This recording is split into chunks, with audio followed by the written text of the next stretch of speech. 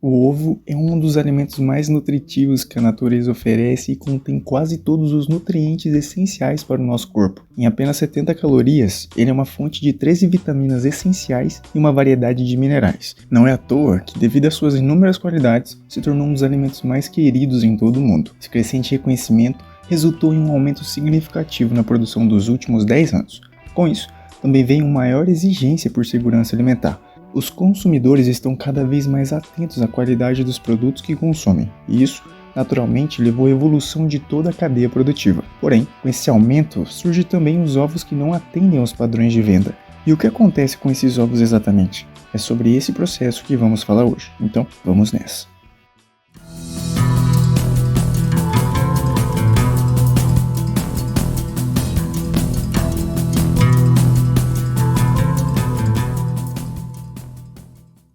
O uso de ovos industrializados é mais comum do que você imagina. Para grandes empresas, é muito mais viável comprar ovos em maior volume, mas sem tanta preocupação com a integridade do produto. Vamos imaginar, por exemplo, uma indústria de bolos. Ela precisa de toneladas de ovos para produzir sua massa. Agora, pense na logística de transporte dessa matéria-prima inteira, com a preocupação de que a casca é muito sensível. A cada desnível ou quebra-mola, uma parte dos produtos podem se romper sem uma embalagem adequada. Agora, imagine o transporte desses produtos desidratados, em que o volume que antes seria ocupado por ovos inteiros pode ser reduzido a um espaço muito menor. Isso traz uma grande economia no transporte, além de eliminar a necessidade de cuidados extremos com a integridade dos ovos, já que ao ser desidratado, o produto se torna em pó. Primeiro, é importante entender a origem do ovo.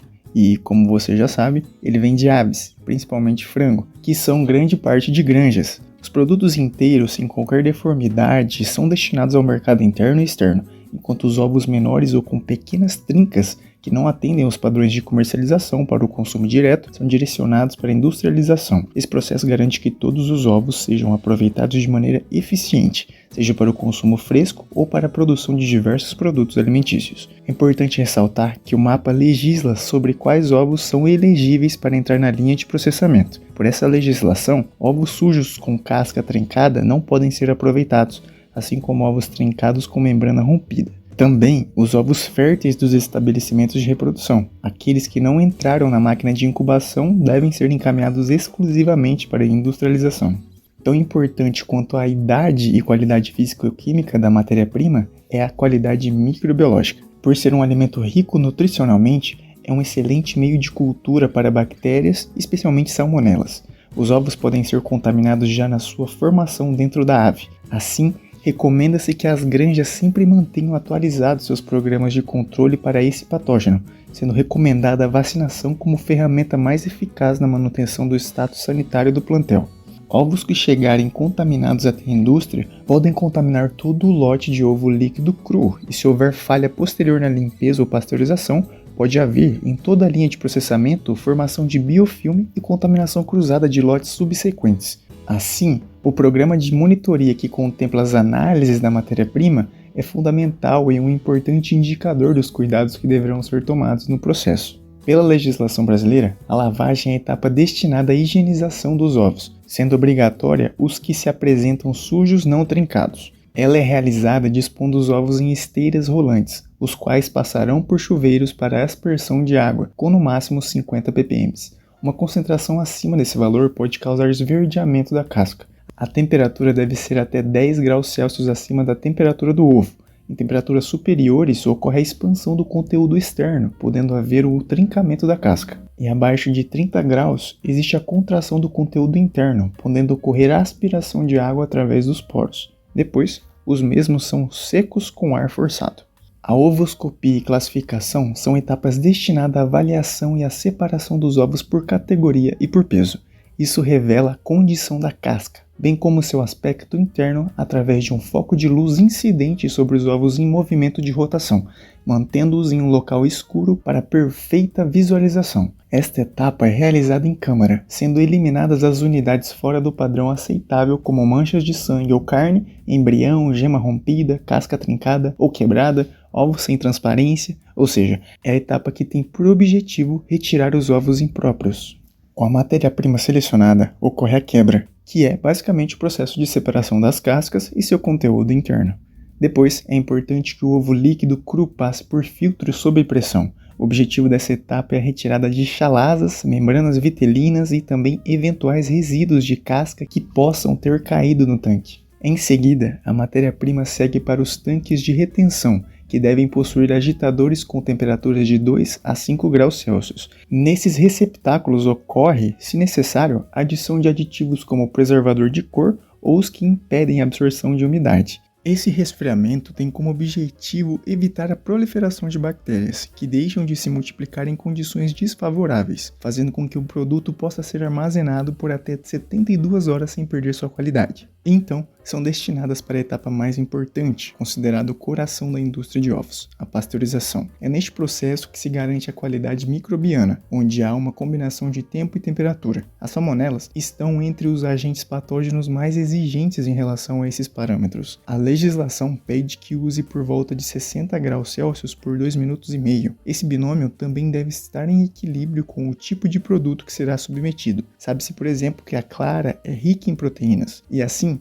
deve-se tomar um cuidado especial, pois a quebra da sua estrutura física altera as propriedades funcionais de forma irreversível. Se a temperatura exceder 66, pode ocorrer a precipitação das proteínas e acima de 73 pode haver uma coagulação quase instantânea. Assim, há o risco da desnaturação das proteínas e, consequentemente, a clara perde suas características funcionais de formação de espuma. Quando essas características são perdidas, perde-se o sentido da pasteurização. Esses parâmetros são importantes, pois são eles que dão, por exemplo, textura aos preparados, aeração nos bolos, liga e gelatinização na produção de maionese, entre outros. Como mencionado anteriormente, as altas temperaturas representam um desafio para a industrialização de ovos, especialmente em processos tradicionais de desidratação, como a secagem, que pode comprometer os componentes internos. No entanto, de acordo com esse estudo, a temperatura de secagem por atomização afeta a umidade, mas não interfere nos níveis de proteína, lipídios, parâmetros microbiológicos ou na oxidação lipídica do produto final.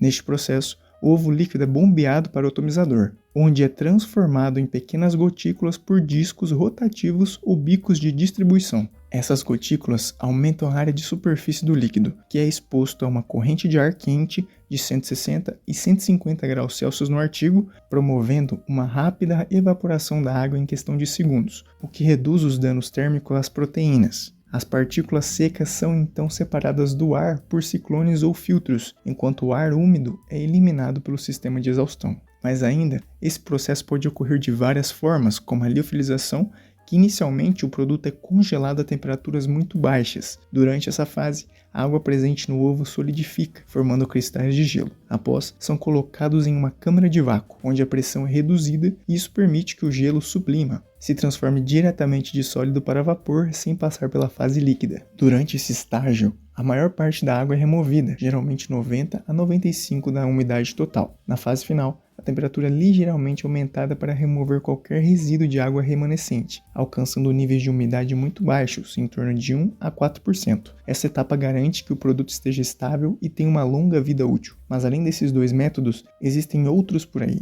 E por que será que preserva a vida de prateleira do produto? Pois os micro-organismos necessitam de um teor mínimo de água para o crescimento. Geralmente, bactérias são mais exigentes quanto ao teor de água que leveduras e fungos. Por isso, em alimentos secos é mais provável a presença de fungos. Essa dinâmica está relacionada com o teor de água livre do alimento. A atividade de água máxima é a da água pura, de 1,0. A maioria das bactérias necessita de pelo menos 0,9 para o desenvolvimento. Quando o alimento é desidratado, esse teor diminui em torno de 0,65 a 0,75, dificultando o crescimento microbiano e aumentando a validade comercial. Por fim, ocorre o acondicionamento em embalagens ideais que mantenham todas essas características geradas intactas. Por isso, deve ser uma boa barreira contra a umidade, pois senão todo o processo anterior seria em vão. Geralmente, materiais de polietileno ou laminados com camada de alumínio oferecem uma excelente proteção aos causadores destes problemas, assegurando a qualidade e a durabilidade do produto por longos períodos. Por conta de todos esses processos, esse produto pode ser armazenado em temperatura ambiente e é ideal para indústrias de sobremesas, panificações, na elaboração de massas, maionese, etc. O amplo uso na indústria alimentícia deve-se principalmente ao poder emulsificante do ovo. Esse possui também coagulabilidade por ação do calor, capacidade formadora de espuma, além de conferir cor e aroma específico. Então, toda vez que comer um bolo industrializado, lembre o tanto de processos que envolve apenas um dos ingredientes da massa. Espero que tenha gostado e aprendido tudinho. Se quiser saber se o leite de caixinha tem formol, clica nesse vídeo. Ou se preferir ver o processo de outro produto que passa por secagem, clica nesse vídeo aqui do bacon. Está muito bom. Te vejo em algum desses. Um beijo pra você e tchau!